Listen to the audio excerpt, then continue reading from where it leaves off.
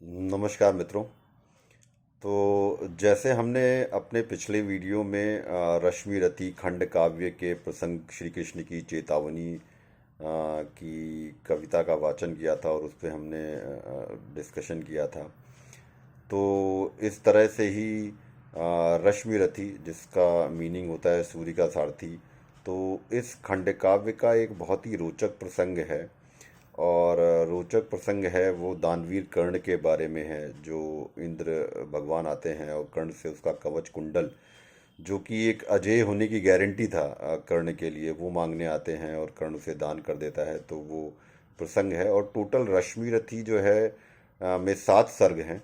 और 7 सर्ग में से यह चौथा सर्ग है जिसमें इस घटना का वर्णन है। वो संवाद है जो इंद्र जी के बीच में और दानवीर कर्ण के बीच में होता है। और कर्ण के बारे में हम बात करें तो Karna is the tragic hero of Mahabharata. हम बात करते हैं, वो हीरो है, वो दानवीर है, वो शक्तिशाली है, वो सक्षम है, पर वो परिस्थितियों का शिकार है। उसको बहुत ज़्यादा चुनाव करने को मिला नहीं। उसका जन्म हुआ, फिर वो अजन्मी कुंती, बिन ब्याही कुंती के गर्भ से, तो कहीं और पालन पोषण हुआ उसका। उसको जीवन भर संघर्ष करना पड़ा। तो वो ऐसे लगता था संघर्ष करने के लिए आया है। उसको सारी क्षमताएं होते हुए भी उसको आ, उस तरह की शिक्षा दीक्षा नहीं मिली अस्त्र चलाने की। और फिर उन्होंने अपने आप प्रयास करके अपने को सबल बनाया और उसके बाद वो उस लेवल तक पहुंचे। बस पूरे ही प्रोसेस में उन्होंने मित्रता तो निभाई, पर दुर्योधन जैसे कि मित्र रहे और उनका साथ देते रहे। उनको कभी कोई प्रश्न नहीं किया, उनकी किसी बात को नकारा नहीं। तो वही एक चीज़ हम कह सकते हैं। अदरवाइज कर्ण जैसा अप्रतिम वीर और महादानी तो पूरे विश्व में नहीं हुआ है। तो इसमें चर्चा जो है उसी प्रसंग की है। तो ये जो प्रसंग है कि इंद्र भगवान आते हैं अपने, जो एक तरह से उनके पुत्र ही थे अर्जुन, उनकी सुरक्षा के लिए, क्योंकि वो भयभीत रहते हैं कि कवच कुंडल के साथ तो कर्ण अर्जुन को पराजित ही कर देगा उन, और मृत्यु निश्चित है अर्जुन की। तो उसका उपाय करने के लिए वो आते हैं और एक विप्र का, एक ब्राह्मण का वेश धर के उनसे मांगने आते हैं। और उनको पता था कि संध्या स्नान के बाद कर्ण जो है, जो भी आता है, जो कुछ भी मांगता है वो देते हैं। ऐसा सुयश था कर्ण का। तो वो है। लेकिन एक बात मैं फिर भी कहूँगा कि he was a tragic hero of Mahabharat. तो हम जो है उसकी प्रसंग की बात करते हैं। तो वो जो शुरू होता है तो वो कुछ इस तरह से है कि जी,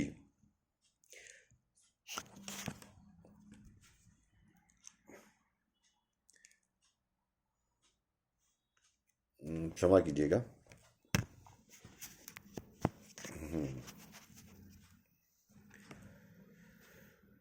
सहम गया सुन शपथ कर्ण की, हृदय विप्र का डोला। नयन झुकाए हुए भिक्षु साहस समेट कर बोला, धन की लेकर भीख नहीं मैं घर भरने आया हूँ, और नहीं नृप को अपना सेवक करने आया हूँ।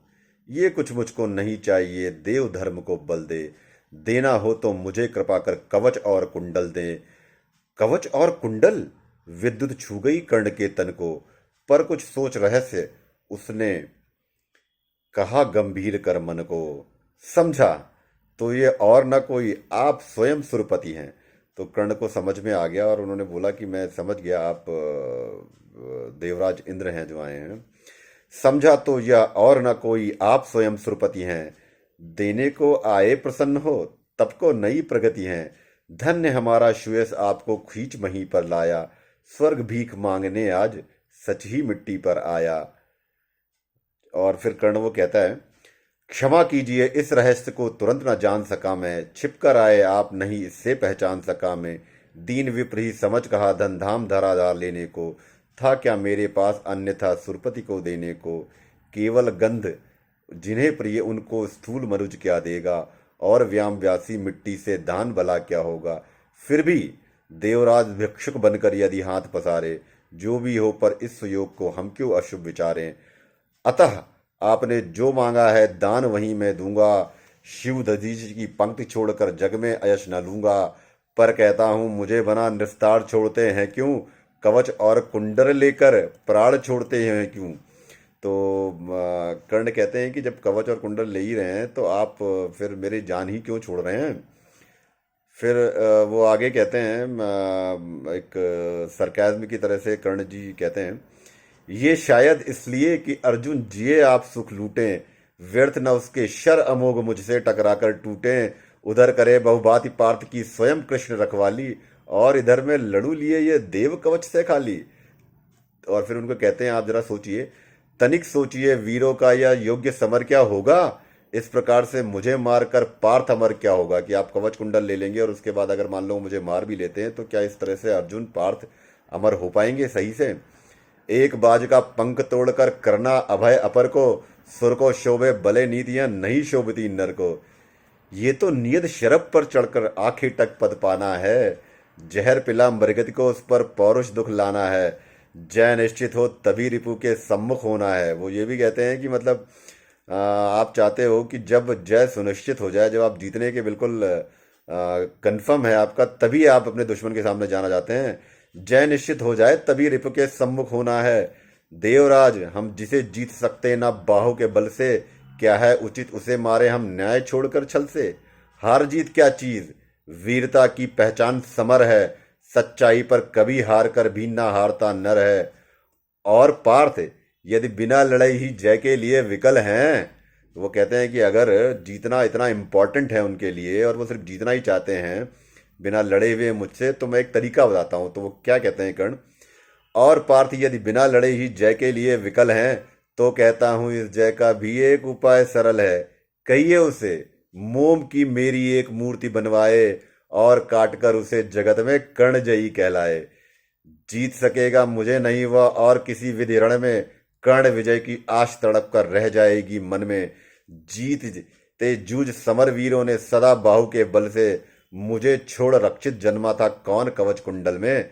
मैं ही था अपवाद आज वो भी विवेद करता हूँ, कवच छोड़ अपना शरीर सबके समान करता हूँ। अच्छा किया कि आप मुझे समतल पर लाने आए, हर तनित्र दैवीय मनुज सामान्य बनाने आए। तो वो कहता है कि जो आपने ये किया हुआ है उससे क्या होगा, अब हम लेवल पे आ जाएंगे, कोई ये नहीं कह पाएगा कि कवच कुंडल की वजह से कर्ण जीता है। तो अब न कहेगा जगत कर्ण को ईश्वरीय भी बल था, जीता वह इसलिए कि उसके पास कवच कुंडल था। महाराज किस्मत ने मेरी की न कौन अवहेला, किस आपत्ति गत में उसने मुझको नहीं धकेला। तो वो अपनी जो भी सिचुएशंस थी, परिस्थितियों से जो वो गुजरे कर्ण, तो वो उसके बारे में बताते हैं। जन्मा जाने कहाँ पला पद दलित सूत के कुल में, परिभव सहता रहा विफल प्रोत्साहन हित वे केवल में।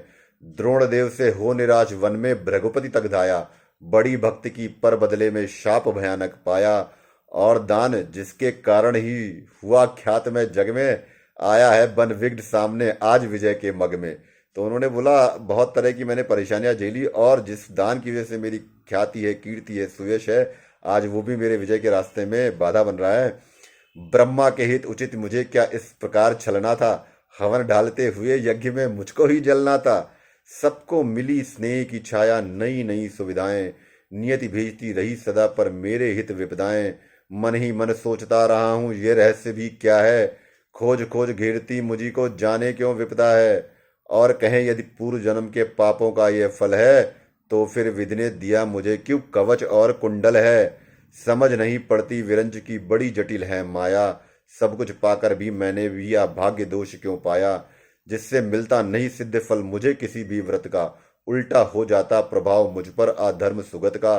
गंगा में ले जन्म वारी गंगा का पी न सका मैं, किए सदा सत्कर्म छोड़ चिंता पर जी न सका मैं। आगे कर्ण कहते हैं, जाने क्या मेरी रचना में था उद्देश्य प्रकृति का, मुझे बना आगार शूरता का करुणा का धृति का। देवोपम गुण सभी दान कर जाने क्या करने को, दिया भेज भूपर केवल बाधाओं से लड़ने को। फिर कहता हूं नहीं व्यर्थ राधे यहाँ है आया, एक नया संदेश विश्व के हित वह भी लाया। तो कर्ण कहते हैं कि फिर भी मैं कह रहा हूँ इतनी सारी कठिनाइयों के बावजूद कि राधे राधे, जो कर्ण का नाम था क्योंकि जो उनकी माता ने पालन किया था उनका नाम राधा था, तो उसी नाम पे राधे भी वो कहलाते थे। तो वो कहते हैं कि मैं भी एक मैसेज लेके आया हूँ इस समाज के लिए। तो एक नया संदेश विश्व के हित वह भी लाया है, स्यात उसे भी नया पाठ मनुजों को सिखलाना है। जीवन जय के लिए कहीं कुछ कर्तव्य दिखलाना है, वो कर्तव्य है यह कि शूर जो चाहे कर सकता है, नियति भाल पर पुरुष पांव निज बल से धर सकता है। वो कर्तव्य है यह कि शक्ति वसंती ना वंश या कुल में, बसती है वो सदा वीर पुरुषों के वक्ष प्रतुल में। वह कर्तव्य है या कि विश्व ही चाहे रिपु हो जाए, दगा धर्म दे और पुण्य चाहे ज्वाला बरसाए, पर मनुष्य तभी भी ना कभी सतपथ से टल सकता है, बल से अंधड़ को धकेड़ वह आगे चल सकता है। वह कर्तव्य है यह कि युद्ध में मरो और मारो तुम, पर कुपंथ में कभी जीत किए ना पांव धरो तुम। वह कर्तव्य है यह कि सत्य पथ पर चाहे कट जाओ, विजय तिलक के लिए करो में कालिख पर न लगाओ।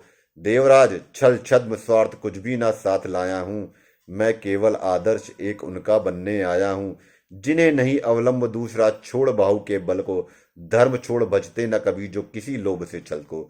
तो कर्ण कहते हैं कि मैं उनके लिए एक आदर्श बनने आया हूँ जिनके पास अपने बाहुबल के अलावा और कोई भी सहारा नहीं है। तो मैं उनका आदर्श जिन्हें गुल का कौरव ताड़ेगा, नीच वंश जन्मा कहकर जिनको जग धिक्कारेगा, जो समाज के विषम वहीन में चारों ओर जलेंगे, पग पग पर झेलते हुए बाधा निस्सीम चलेंगे। मैं उनका आदर्श कहीं जो व्यथा न खोल सकेंगे, पूछे का जग किंतु पिता का नाम न बोल सकेंगे। कर्ण कहता है कि ऐसे लोग जो अपने पिता का नाम भी नहीं बता सकेंगे, तो मैं उनका आदर्श कहीं जो व्यथा न खोल सकेंगे, पूछेगा जग किंतु पिता का नाम न बोल सकेंगे, जिनका निखिल विश्व में कोई कहीं ना अपना होगा,